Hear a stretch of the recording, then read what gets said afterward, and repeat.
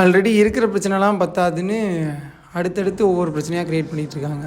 நான் இன்ஸ்டா, யூடியூப்பில் ஆக்டிவாக இருக்கிற மாதிரி ஃபேஸ்புக்கில் ஆக்டிவாக கிடையாது. என்னோடய ஐடிக்கு வந்து இப்போ தான் 100K ரீச் ஆகிருக்கு.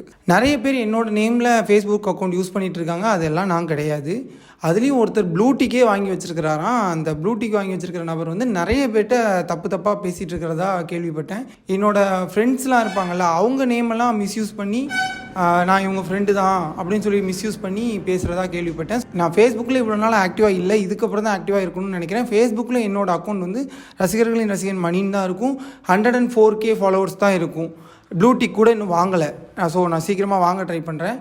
அதே மாதிரி இன்ஸ்டாகிராம்லேயும் நிறைய பேர் என்னோடய ஃபேஸை மட்டும் வச்சுக்கிட்டு சில கட்சிக்கு எதிராக போஸ்ட் போடுறது, தவறுகளுக்கு ஆதரவாக போஸ்ட் பண்ணுறது, இந்த மாதிரிலாம் நிறைய விஷயங்களை பண்ணிகிட்ருக்கீங்க. என்னை ஏதாவது ஒரு வழக்கில் சிக்க வைக்கணும் அப்படின்னு நிறைய முயற்சி பண்ணிகிட்ருக்குறாங்க.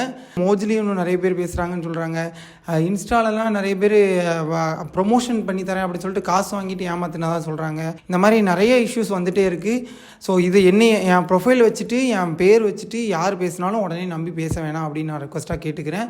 இவ்வளோ நாளாக நான் எந்த பிரச்சனையும் வேண்டாம்னு ஒதுங்கி தான் போயிட்டுருந்தேன். என்னை ஏறி தான் மிதிச்சிட்டு இருந்தீங்க. நான் இனிமேல் அப்படி போக போகிறதில்ல. இனிமேல் என்னோடய பேரையோ புகைப்படுத்தியோ மிஸ்யூஸ் பண்ணுற மாதிரி யார் பண்ணாலும் சரி, கண்டிப்பாக நான் லீகலாக சைபர் கிரைமில் கம்ப்ளைண்ட் பண்ணுவேன். இதுக்கப்புறம் இந்த மாதிரி இஷ்யூஸ்க்கு கண்டிப்பாக நடவடிக்கை எடுக்கப்படும் அப்படின்னு சொல்லிட்டு சைபர் கிரைம் சைட்லேயும் நமக்கு ஒரு அஸ்யூரன்ஸ் கிடச்சிருக்கு. ஸோ இதுக்கப்புறம் என் பேரில் யாராவது இந்த மாதிரி மிஸ்யூஸ் பண்ணிங்கன்னா ஆதாரத்தோட சைபர் கிரைமில் கம்ப்ளைண்ட் பண்ணுவேன். இது உங்களுக்கு ஒரு எச்சரிக்கையாகவே பதிவிடுறேன். சிம்பிளாக சொல்லணுன்னா, இதுக்கப்புறம் நான் பிரச்சனை கண்டு ஓட போகிறதில்ல.